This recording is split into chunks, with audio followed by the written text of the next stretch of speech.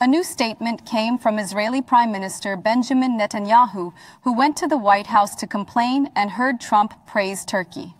Netanyahu reiterated that he does not want Turkish bases in Syria, but according to the Israeli press, the meeting at the White House revealed that the Trump administration does not think the same.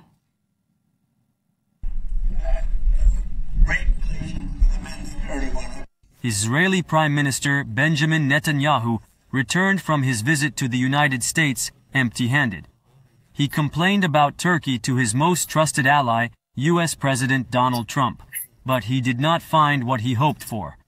On the contrary, Trump praised Erdogan and sent a message to Israel that if you want me to solve your problems with Turkey and Syria, you have to be reasonable. Netanyahu, on the other hand, mentioned Turkey again in his statement before returning home after the meeting at the White House. He said, "We don't want them to set up bases in Syria."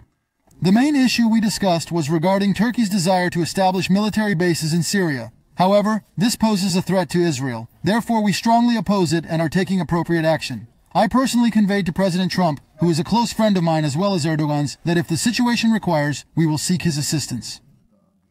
While Israeli Prime Minister Netanyahu continues to urge President Trump for assistance in managing Turkey's influence in Syria, Israeli media suggests that there is a disagreement between Israel and the United States.